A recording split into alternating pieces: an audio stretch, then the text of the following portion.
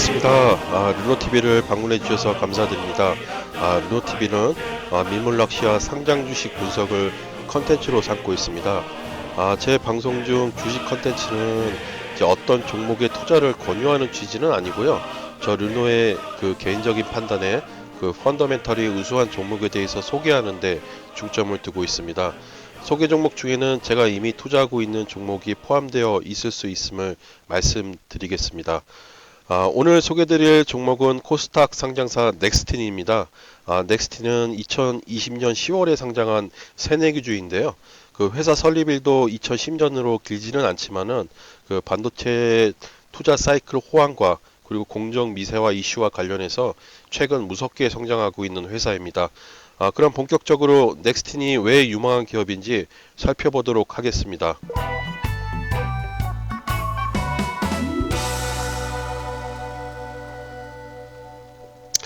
넥스틴은 이제 이지스라는 브랜드를 내세워서 반도체 웨이퍼의 전공정용 이제 패턴 결함 검사 장비를 제조하는 회사입니다. 여기서 이제 전공정이라는 것은 이제 모든 공정을 의미하는 뜻은 아니고요. 그 한자에 이제 앞전자를 써갖고 선행 공정을 의미합니다. 뭐 잘 아시겠지만 이제 반도체 공정은 크게 10개 공정으로 구분할 수가 있는데요. 모래를 이용해서 이제 웨이퍼를 만들고 이제 산화, 노강, 식각, 방막, 뭐 연마, 금속 배선 등의 주요 기술적 공정을 거칩니다. 여기까지가 이제 우리가 흔히 말하는 전공정이고요. 이후에 이제 테스트를 거치고 패키징을 하는 단계를 후공정이라고 부릅니다. 이런 이제 10개의 공정을 거치면서 반도체는 완성이 되는데요. 그 각 단계, 각 공정마다 그 반도체 웨이퍼가 잘 만들어지고 있는지 그 공정 사이의 계측과 검사가 반드시 필요하고요. 그 계측의 메트롤로지 그리고 검사의 인스펙션의 앞자를 따서 계측과 검사를 반도체 MI라고 부릅니다. 그 넥스틴은 이제 MI 중에 이제 검사에 쓰이는 인스펙션 장비를 만드는 회사입니다. 쉽게 말씀드려서 넥스틴은 이제 각 공정을 거치면서 발생될 수 있는 패턴의 결함에 대해서 검사하는 장비를 만드는 회사 이렇게 정의할 수가 있습니다. 참고로 그 반도체 MI 중에서 그 측정과 계측에 속하는 대표적인 회사는 파크 시스템스이고요. 제가 얼마 전 영상을 올린 적이 있습니다. 그거 참고해 보시면 될 것 같습니다. 여기까지가 이제 인스펙션 시스템의 거시적 정의고요. 넥스틴을 좀 더 이해하시려면 이제 미시적인 정의를 아셔야 합니다. 그 인스펙션은 이제 촬영 방식에 따라서 브라이트 필드하고 다크 필드 그리고 이제 매크로로 구분할 수가 있는데요. 그 마이크로미터급 결함을 검출하는 장비가 이제는 매크로이고 나노미터급 결함을 이제 검출하는 장비가 브라이트 필드와 다크 필드입니다. 이 브라이트 필드는 이제 극자외선을 광원으로 사용하기 때문에 15나노 이하의 미세한 패턴 검출에 이제 용이하고요. 다크 필드는 자외선을 광원으로 이용하기 때문에 30나노 이하 수준의 이제 결함을 검출할 수가 있습니다. 때문에 이제 브라이트 필드는 반도체 공정 중에서 노광, 노광 공정 후에 이제 미세한 결함을 검사하는 용도로 쓰이고요. 다크 필드는 이제 이온 주입이라든가 세정 이런 공정을 거친 후에 결함을 검사하는 용도로 쓰입니다. 참고로 지금 반도체 팹에서 브라이트 필드하고 다크 필드의 장비는 5대 4 비율로 투입되고 있습니다.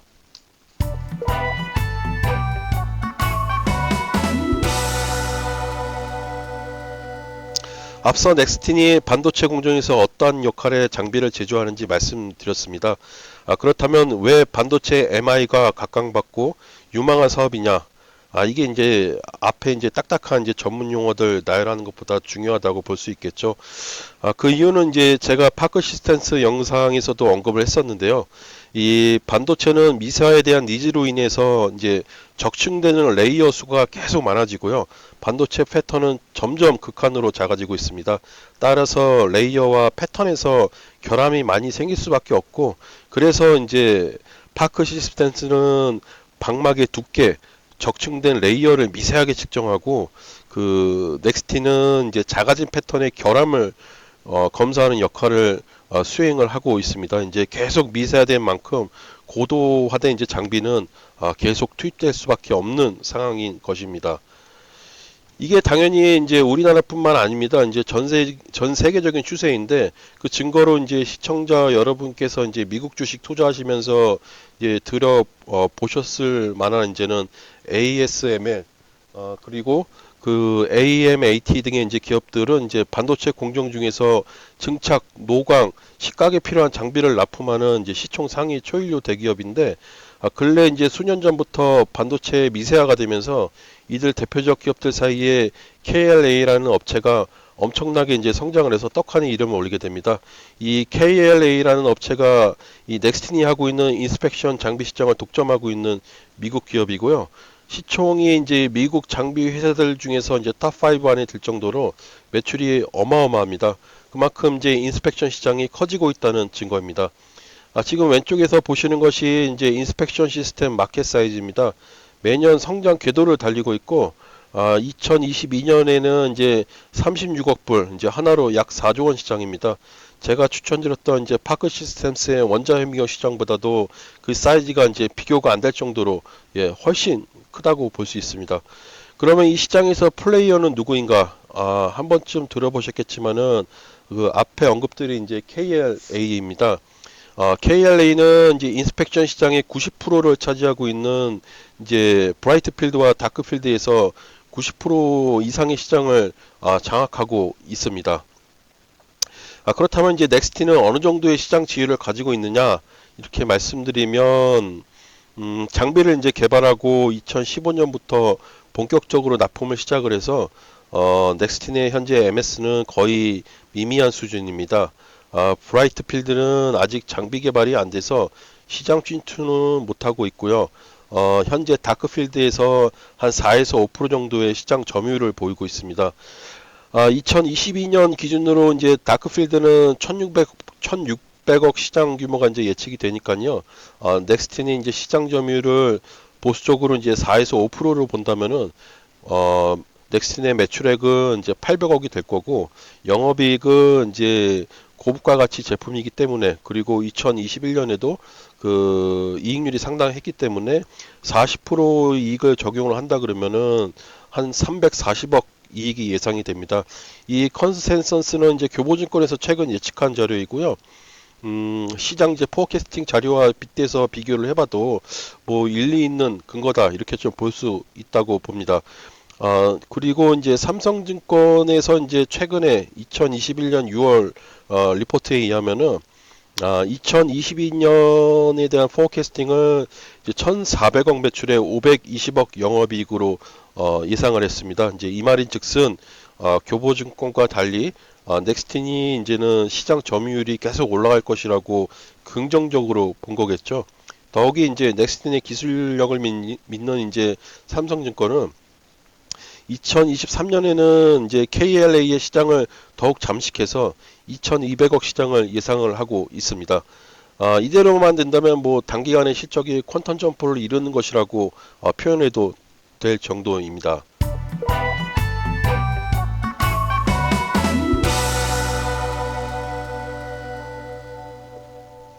그렇다면 이제 삼성증권은 뭘 믿고서 이렇게 신생기업이 성장할 것이라고 예측을 하는가? 저는 크게 4개 요인으로 생각을 하고 있습니다. 그 첫째로는 다크필드 이제 장비의 이제는 기술력 보강입니다. 2015년 넥스티는 이제 다크필드 시장에서 첫 발을 더디졌습니다. 이 다크필드 시장은 이제 독보적 기술력을 가진 KLA가 시장을 거의 독식하고 있었고, 그리고 이제 일본의 히타치가 이제 일부 시장을 차지하고 있었는데, 넥스틴이 2015년에 히타치의 이제 검사 장비보다도 저렴하면서 성능을 우수한 이지스 1을 런칭을 했고요. 2020년 6월에 출시한 이제 이지스 2는 이제 KLA와 비등한 수준의 장비를 출시를 해서 최근 폭발적 그 매출 성장을 이뤄내고 있습니다. 그리고 이제 2022년 올해 여름에는 그 이제 2차원 장비로서 이지스 이제 2보다도 이제 검사 속도가 50% 개선된 이지스 3를 출시한 예정인데요. 이 제품이 출시가 되면은 KLA 제품보다도 가격 경쟁력도 있고 그리고 품질도 이제 우수하니까 충분히 KLA가 이제 독점하고 있는 시장을 침투할 수 있다고 저는 그렇게 생각을 합니다. 두 번째로는 이제 브라이트 필드 시장 진출입니다. 지금 넥스티는 인스펙션 장비 중에서 다크 필드 시장에만 진출을 했는데요. 앞으로 브라이트 필드 시장도 진출할 예정입니다. 이게 먼 미래 얘기는 아니고요. 벌써 미국의 그 인텔하고 DUV 3차원 장비를 공동 개발 완료를 했습니다.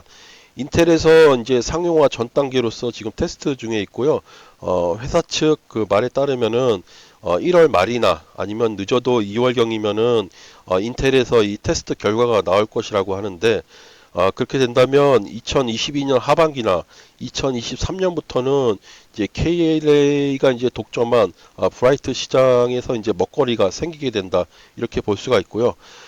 뭐 당연히 공동 개발을 했으니까 인텔에는 납품이 들어갈 것이고 뭐 그 첫 단추는 이제 최근에 인텔이 그 사업 비중을 늘리고 있는 그 업테인 그 메모리 라인일 걸로 그렇게 보입니다. 인텔에 납품이 된다면은 이제 메모리 사업을 하고 있는 우리나라 하이닉스나 삼성에서도 뭐 수율 향상을 위해서 넥스틴의 이제 브라이트 필드 장비를 채택할 가능성이 높다. 저는 그렇게 봅니다. 그리고 이제 그 만약에 2023년에 이제 본격적으로 다크필드보다 그 고부가 시장이죠. 브라이트 필드 영역에서 성공적으로 이제 KLA와 경쟁을 한다면은 그 파크 시스템스처럼 장기적으로 이제 밸류에이션 프리미엄도 고려해도 마땅하다. 저는 그렇게 생각을 합니다. 세 번째는 이제 중국 시장 반사 이익입니다. 반도체 장비 분야는 이제 주로 이제 미국 기업이 주도를 하고 있는데요. 하지만 이제 중국의 무역 분쟁이 장기화되면서 중국 반도체 업체들은 이제 KLA의 이제 웨이퍼 검사 장비를 추가 반입하는 데 제약이 생기고 있습니다. 따라서 이제 미국이 반도체를 국가안보상 전략물자로 계속 규정을 하고 중국을 상대로 장비 공급을 막게 된다면은 중국 회사에서는 넥스틴의 장비를 구매할 수밖에 없는 상황입니다. 즉 미국 패권 전쟁에서 넥스틴이 제2의 도약을 꾀할 수 있게 된 상황입니다. 특히 이제 그 작년이죠. 2021년 6월에 그 넥스틴이 중국 베이징 타운 테크하고 그 60억 원 규모의 장비 공급 계약을 체결을 했는데요. 그 이제 베이징 그 타운 테크가 이제 중국 최대 파운드리 업체 SMIC하고 거래하는 회사입니다. 즉 넥스틴이 SMIC에 납품을 했다 이렇게 봐야 하는 것이고 앞으로 이제 미중 갈등이 해결이 되지 않으면은 그 SMIC의 납품까지 한 이제 기술력을 인정을 받아서 중국의 장비 이제 수출 기회는 더욱 확대될 것으로 좀 기대를 하고 있습니다. 그리고 이제 마지막으로 이제 삼성이나 하이닉스는 기존에 이제 그 히타치의 다크필드 장비를 사용하고 있었는데요. 뭐 최근에 그 반도체 소부장 국산화 움직임은 더욱 넥스틴의 추가 납품 가능성을 열어주는 긍정적인 신호라 이렇게 할 수 있습니다.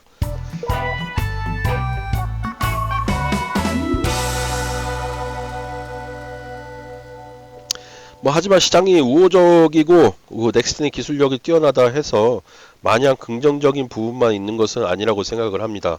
즉 회사 성장에 제약이 되고 있는 부분에 대해서도 그 반드시 확인하고 투자를 하는 것이 안전하다고 생각을 하고요.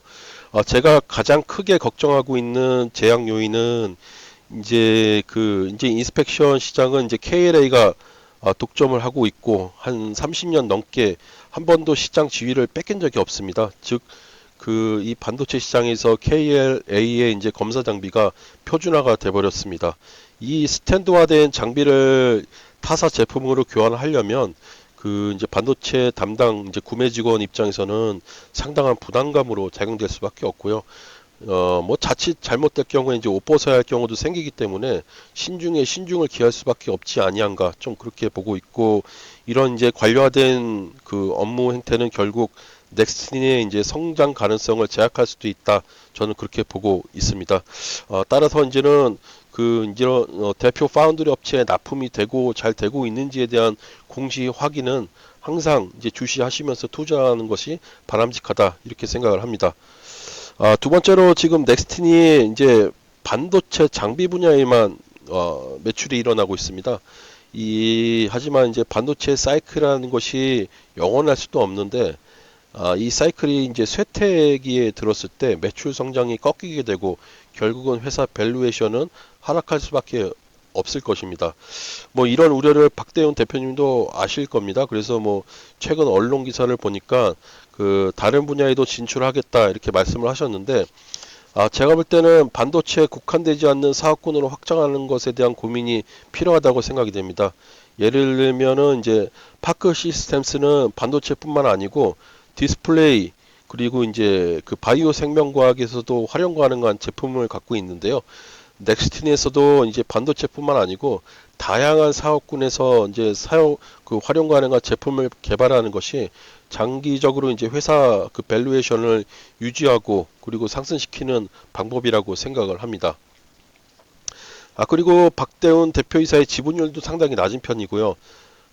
대주주 APS 홀딩스의 지분율이 높기 때문에 뭐 최근에 이제 APS 홀딩스가 이제 지분을 매각하기도 했고, 뭐 이런 이제 잠재적 할인 요인이 남아 있다, 좀 그렇게 보고 있습니다.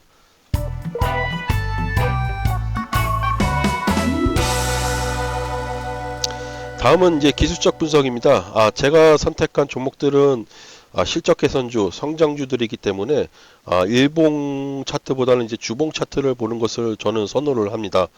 차트를 보시면은 그가 이제 그 LNS 벤처 캐피탈이 상장 전에 투자한 주식을 이제 그 무상증자 이후에 전부 매도를 했고, 작년 말에 이제 APS 홀딩스가 40만 주를 매도하는 등 그런 이슈로 인해서 주가가 기대만큼 오르지는 못했습니다. 뭐 최근 흐름은 이제 볼린저 밴드의 상한선이 방향을 이제 상방으로 약간 틀은 상태인데요.